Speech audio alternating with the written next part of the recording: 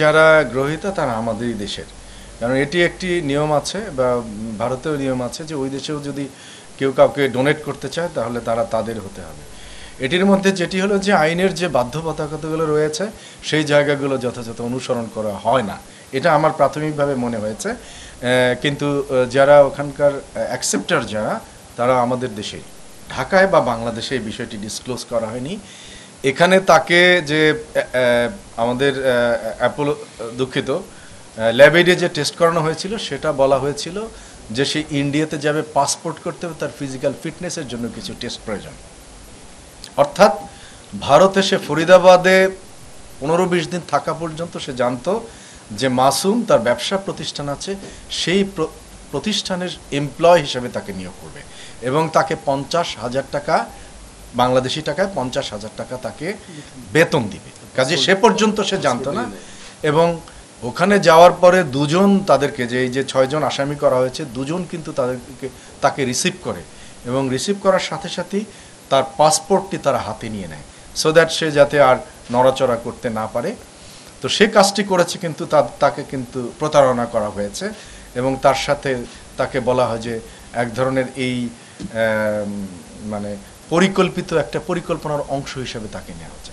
কিন্তু পরবর্তীকে তাকে মোটিভেট করা হয়েছে এভাবে যে তোমার ফিরে যাওয়ারও কোনো পথ নেই, তারপরে তুমি যদি যেতে চাও এই, আর তুমি আটকা পড়ে গেছো, এখন যদি তোমার একটা পথ আছে যে একটি হার্ট, একটি লিভার দিয়ে মানুষ চলে, একটি কিডনি দিয়েও মানুষ খুবই স্বাচ্ছন্দ্যে চলে, এবং তার মধ্যে তারা একজন কিডনি দেয়া লোক, ইয়াং ম্যান, তাদের টিমের মধ্যেও আছে, তাদের টিমের একজন এভাবে কিডনি দেয়া, তাকে দেখিয়েছে যে দেখো সে। তো পরবর্তীতে সে বাস্তবতার কারণে অথবা তার এই ধরনের কাউন্সিলিংয়ের কারণে কোনো একটা স্টেজে সে রাজি হয়। কারণ আসলে কিডনি যে নেওয়া হবে এটি পুরোটা বুঝতে কিন্তু তাকে, সে গুজরাটে গিয়েই সে বুঝতে পারছে, যখন তার আর কোনো ফেরার পথ ছিল না।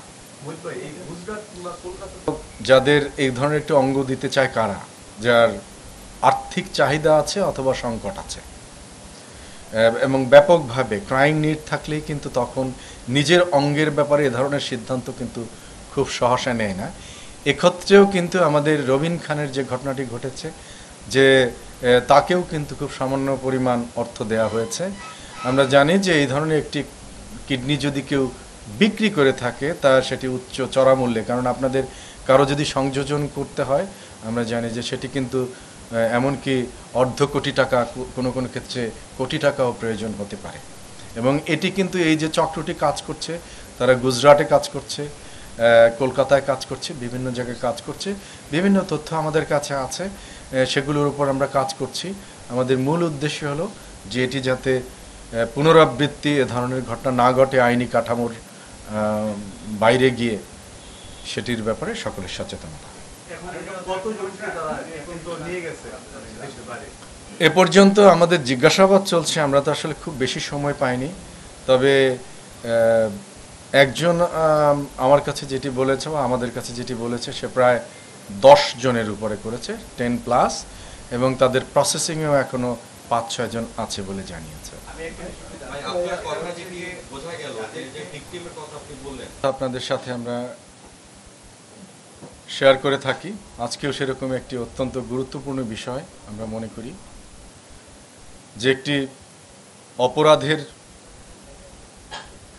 যে কার্যক্রম অপরাধীর, সেটি আমাদের কাছে স্পষ্ট হয়েছে। আপনাদেরকে সেই বিষয়ে আমরা অবগত করার চেষ্টা করব। মানবদেহ অত্যন্ত নয়, আমি বলবো সবচেয়ে গুরুত্বপূর্ণ জায়গা প্রতিটি মানুষেরই, যে আমরা বেঁচে থাকি এই মানবদেহের মাধ্যমেই। গতকাল 11ই মে একটি মামলা রুজু হয়েছে ধানমন্ডি থানাতে, মামলা নম্বর 8, তারিখ 11/5/2024, ধারা 326, 307, 420, 34 পেনাল কোড তৎসহ মানবদেহের অঙ্গ প্রত্যঙ্গ সংযোজন আইন 1999-এর ধারা 10-1 এবং 10-2, যে মামলাটির কমপ্লেইনেন্ট রবিন খান। রবিন খান যে অভিযোগ করেছেন সেই অভিযোগ এবং তথ্যের ভিত্তিতে গতকালই ইবনে সিনা হাসপাতালের সামনে থেকে অভিযোগের ভিত্তিতে দুজন আসামিকে গ্রেপ্তার করা হয়। এই যে মামলাটি রুজু করা হয়, মামলাটির আসামির সংখ্যা এফআইআর নামীয় আসামি 6 জন এবং সেই সাথে অজ্ঞাত 10-12 জন। তদন্ত করার পরে অত্যন্ত লোমহর্ষক এবং অমানবিক কিছু আচরণের কার্যক্রম এবং বহিঃপ্রকাশ ঘটেছে বলে আমাদের কাছে প্রাথমিকভাবে প্রতীয়মান হয়েছে, এবং যে সম্পর্কে আমাদের সকলকে সজাগ থাকা প্রয়োজন বিধায় আপনাদেরকে বিষয়টি আমরা বিস্তারিত অবগত করার চেষ্টা করব। প্রথমত, এই রবিন সে অত্যন্ত নিম্ন আয়ের মানুষ অথবা আর্থিকভাবে অত্যন্ত দুর্বল জায়গায় একজন মানুষ। তার যেই দুর্বলতা পুঁজি করেই এই ঘটনাটি ঘটেছে। সে মিরপুরে গত 2023 সালের এপ্রিল মাসে জনৈক মাসুম নামে এক ব্যক্তির সাথে পরিচয় হয়। পরিচয় হওয়ার পর থেকে তার সাথে কয়েকদিন কথাবার্তা হয়। কথাবার্তা হওয়ার পরে তাকে বোঝানো হয় যে মানবদেহে 2টি কিডনি রয়েছে, এই 2টি কিডনির প্রয়োজনীয়তা অপরিহার্য নয়। তার কারণ আমাদের হার্ট একটি, লিভার একটি, সেটিতে চলে, এটি একটি হলেও চলে। কিছুদিন কথাবার্তা বলার পরে তাকে, আমি দুঃখিত না, প্রথমে তার সাথে কথাবার্তা হয়, তাকে চাকরি দেওয়ার কথা বলা হয়, যেহেতু সে আর্থিকভাবে অনটনে ছিল, যে তাকে ভারতে তার ব্যবসা প্রতিষ্ঠান আছে, সে ব্যবসার জন্য নিয়ে যাবে। সেইভাবে তাকে বলা হয়, তার পাসপোর্ট করা হয়, তারপরে তাকে নিয়ে যাওয়ার জন্য ল্যাবেইড হাসপাতালে কিছু স্বাস্থ্য পরীক্ষা করা হয়। অ্যাকর্ডিংলি তাকে সেপ্টেম্বর মাসে তার সকল পরীক্ষা সম্পন্ন করে তাকে নিয়ে যাওয়া হয় দিল্লিতে নিয়ে ফরিদাবাদ নামক জায়গায় রাখা হয়। তো কিছুদিন 20-25 দিন থাকার পরে সে যখন বুঝতে পারে যে কোনো ব্যবসা প্রতিষ্ঠানের সাথে তার কোনো ব্যবসার সংশ্লেষ হচ্ছে না, তখন সে উদ্বেগ প্রকাশ করে। ইতোমধ্যে তার আলাপচারিতার যে অংশগ্রহণকারী ব্যক্তি মাসুম, সে বাংলাদেশী ছিল, এবং এখানে উল্লেখ্য যে তাকে কিন্তু রিসিভ করেছে অন্য 2 জন, এবং ইতোমধ্যে তার সাথে বেশ কয়েকজন লোকজনের বিভিন্ন জায়গায় বিভিন্নভাবে তাকে ফেস করতে হয়। মাসুম গিয়ে তাকে প্রথম বলে যে এটি, আমি একটু আগে যেটি বলছিলাম যে আমাদের হার্ট একটি, লিভার একটি, 2টি কিডনিরও আমাদের অপরিহার্যতা নেই, সেভাবে বলে তাকে একটি কিডনি বিক্রি করার জন্য সে প্রলুব্ধ করে এবং সেই সাথে সাথে চাপও সৃষ্টি করে। তো পরবর্তীতে যেভাবেই হোক সে রাজি হয়। রাজি হওয়ার পরে তাকে নিয়ে যাওয়া হয় দিল্লির এশিয়ান হসপিটালে। সেখানে তাকে পরীক্ষা করা হয়। বিভিন্ন পরীক্ষা যখন করানো হয় হসপিটালে, সেটি যখন শেষ হয়, পরবর্তীতে তাকে গুজরাট কিডনি স্পেশালাইজড হসপিটালে নেওয়া হয় এবং সে ভারতে যায়। তার পরিচয় এপ্রিল মাসে, কিছু টেস্ট হয় সেপ্টেম্বর মাসে। সে ভারতে যায় 2023 সালের 22 ডিসেম্বর। এরপরে দিল্লির এই হাসপাতালে কিছু পরীক্ষা নিরীক্ষা শেষে তার গুজরাট কিডনি স্পেশালাইজড হসপিটালে এবছরেরই 4 মার্চ তার বাম পাশের কিডনিটি তার অস্ত্রোপচারের মাধ্যমে খুলে নেওয়া হয় এবং এই রবিন গত 19/3/2024 তারিখে দেশে ফিরে আসেন।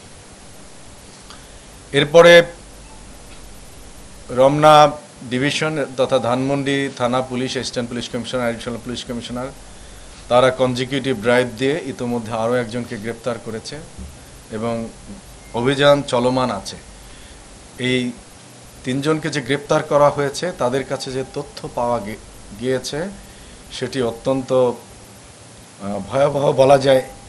এই কারণে দুঃখিত যে তাদের এ ধরনের কাজকর্ম তারা বেশ কিছু করেছে এবং এখনও বেশ কিছু কাজকর্ম তাদের পাইপলাইনে রয়েছে। আমাদের অভিযান চলছে। আমরা আশা করি যে এই যে সংঘবদ্ধ অঙ্গহানি করার অপরাধ চক্রটি, তাদেরকে রবিনের যে অভিযোগ তার মাধ্যমে তাদেরকে ধৃত করা যাবে এবং তাদেরকে আইনানুগভাবে বিচারের মুখোমুখি করা যাবে। এবং আমরা মনে করি যে আমাদের যে 1999 সালের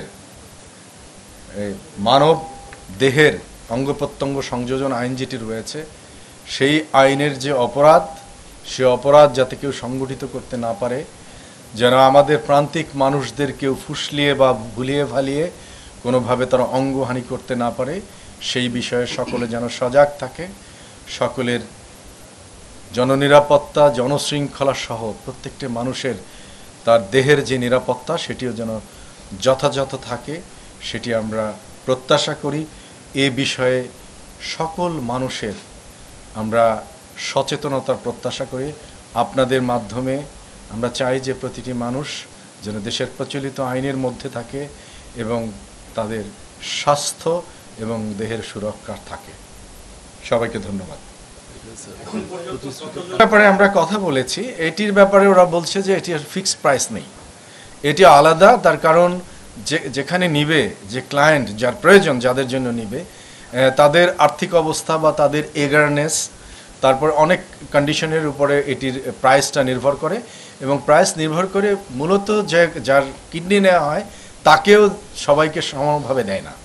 যাকে ভিক্টিমের ক্ষেত্রে না, সে তাকে, আমার কথা হলো যে যেটা বলেছে যে কোনো জায়গায় আমরা 25 লাখ পাই, কোনো জায়গায় 40 লক্ষ পাই, খুব স্ট্রেট কোনো জায়গা নেই। সবচেয়ে বড় ব্যাপার হচ্ছে ডোনার, তাকে খুব ঠকানো হয় এবং তার পরিমাণটা খুবই সামান্য। এই যে আমি বললাম এখানে 3 লক্ষ টাকা দেওয়া হয়েছিল, বোধহয় 6 লক্ষ টাকার কথা বলছিল দিবে, কিন্তু আলটিমেটলি তাকে দেওয়া হয়েছে সর্বসাকুল্য 4,30,000 টাকা। যাই হোক, ভেঙে ভেঙে দিয়েছে। সেই কারণে তাদের আমি মনে করি যে পরবর্তীতে অনেকেই উপলব্ধি করে যে এটি তার ইচ্ছার বিরুদ্ধে সংগঠিত হয়েছে।